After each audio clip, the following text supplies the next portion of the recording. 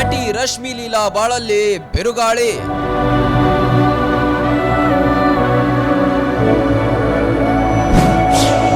ಪ್ರೀತಿಯ ಗಂಡ ಮಗಳಿಗೆ ಬಾರಸಿಡಿಲು.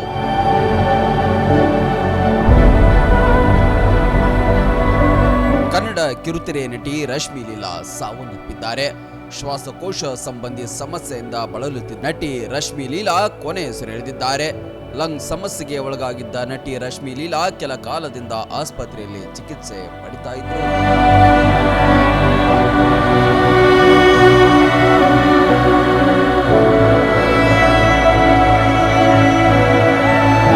ಚಿಕಿತ್ಸೆ ಫಲಕಾರಿಯಾಗದೆ ರಶ್ಮಿ ಲೀಲಾ ಇಹಲೋಕ ತ್ಯಜಿಸಿದ್ದಾರೆ. ನಟಿ ರಶ್ಮಿ ಲೀಲಾ ಶ್ವಾಸಕೋಶ ಸಂಬಂಧಿ ಕಾಯಿಲೆಯಿಂದ ಬಳಲ್ತಾ ಇದ್ರು. ಪರಿಣಾಮ ಲಂಗ್ ಟ್ರಾನ್ಸ್ಪ್ಲಾಂಟ್ ಮಾಡೋದು ಅನಿವಾರ್ಯವಾಗಿತ್ತು.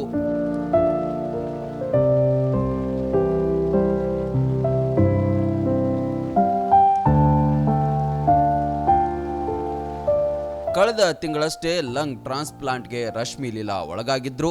ಶಸ್ತ್ರಚಿಕಿತ್ಸೆ ಯಶಸ್ವಿಯಾಗಿತ್ತು. ಆದರೆ ಸರ್ಜರಿ ಬಳಿಕ ತಿಂಗಳು ತುಂಬುವ ಮುನ್ನವೇ ರಶ್ಮಿ ಲೀಲಾ ಚಿರನಿದ್ರೆಗೆ ಜಾರಿದ್ದಾರೆ.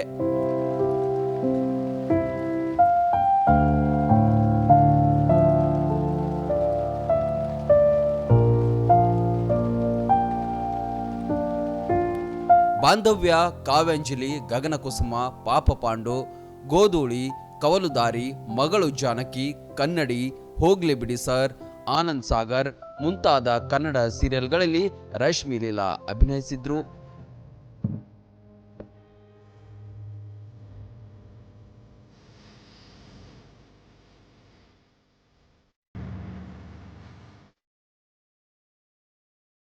ರಶ್ಮಿ ಲೀಲಾ ಪತಿ ಸಾರಕ್ಕಿ ಮಂಜು ಕನ್ನಡ ಕಿರುತೆರೆಯಲ್ಲಿ ಬರಹಗಾರರಾಗಿ, ಸಂಭಾಷಣೆಕಾರರಾಗಿ ಗುರುತಿಸಿಕೊಂಡಿದ್ದಾರೆ.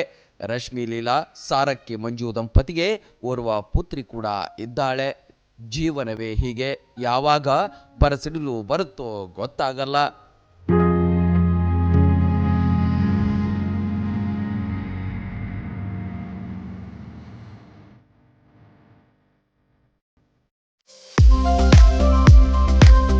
ಬಾಗಲಕೋಟ್ ಜಿಲ್ಲೆಯ ಬೀಳಗಿ ತಾಲೂಕಿನ ಬಾಡಗಂಡಿ ಎಂಬ ಪುಟ್ಟ ಗ್ರಾಮದಲ್ಲಿ ಆರಂಭಗೊಂಡ ಎಸ್ಆರ್ ಪಾಟೀಲ್ ಶಿಕ್ಷಣ ಸಂಸ್ಥೆ ಇಂದು ನರ್ಸರಿಯಿಂದ PUC, BSc nursing, BSc allied courses, BAMS Ayurvedic, MBBS ಒಳಗೊಂಡು ಹೆಮ್ಮರವಾಗಿ ಬೆಳೆದಿದೆ.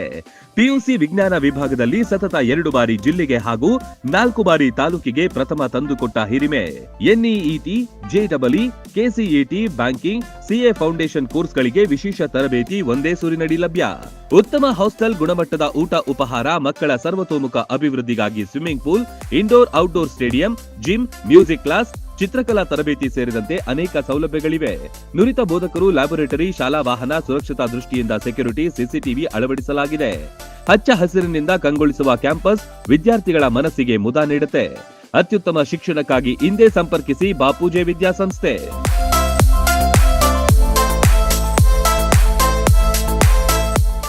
ರನ್ ಟಿವಿ ನ್ಯೂಸ್ ವಿಡಿಯೋಸ್ ನೋಡಲು ಸಬ್ಸ್ಕ್ರೈಬ್ ಮಾಡಿ, ಬೆಲ್ ಐಕಾನ್ ಪ್ರೆಸ್ ಮಾಡಿ.